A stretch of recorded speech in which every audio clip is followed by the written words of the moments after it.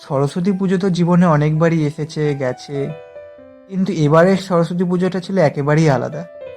কারণ এই প্রথম আমি পুজো কাটাতে যাচ্ছিলাম আমার প্রিয় মানুষের সাথে। ভোরের হালকা ঠান্ডা হাওয়ায় স্নান সেরে নীল পাঞ্জাবি পরে যখন বাড়ি থেকে বেরোলাম, মনে হচ্ছিল আজকের দিনটা ঠিক সাধারণ নয়। মনটা অকারণেই আনন্দে ভরেছিল। গন্তব্য ব্যান্ডেল স্টেশন, সেখানে সে আসবে আর আমি অপেক্ষা করব। স্টেশনে দাঁড়িয়ে প্রতিটা ট্রেন আসা যাওয়ার শব্দে বুকের ভেতরটা কেমন যেন ধুকপুক করছিল। হঠাৎই তাকে দেখতে পেলাম।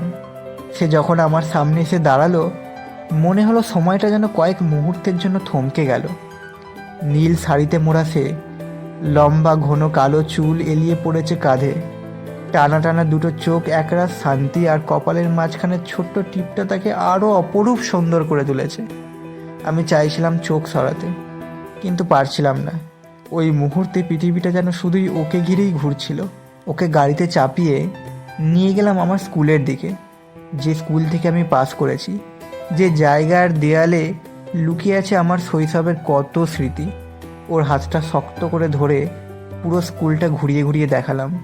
ক্লাসরুম, মাঠ, সব জায়গায় ছড়িয়ে থাকা আমার পুরনো দিনের গল্পগুলো ওর সাথে ভাগ করে নেওয়ার অনুভূতিটা ছিল অসম্ভব সুন্দর। মনে হচ্ছিল স্মৃতিগুলো যেন আজ নতুন করে প্রাণ পেল ওর স্পর্শে। তারপর দুজনে গেলাম মগরায় সরস্বতী ঠাকুর দেখতে।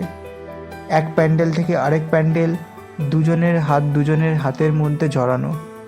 চারপাশে মানুষের ভিড়, ঢাকের শব্দ, কিন্তু আমাদের জন্য যেন একটা আলাদা শান্ত পৃথিবী তৈরি হয়ে গিয়েছিল।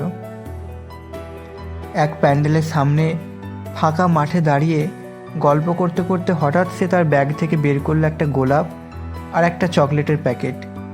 আমার হাতে তুলে দিয়ে মৃদু হেসে তাকালো। সেটা ছিল আমার জীবনের প্রথম গোলাপ। সেই মুহূর্তটা আজও চোখ বন্ধ করলেই স্পষ্ট ভেসে ওঠে। মনে হয়েছিল ওই ছোট্ট গোলাপটার মধ্যেই যেন লুকিয়েছিল অনেক না বলা কথা।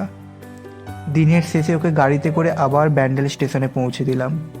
ট্রেনে ওঠার আগে শেষবারের মতো তাকিয়ে থাকা, চোখে চোখ রেখে নিঃশব্দ বিদায়।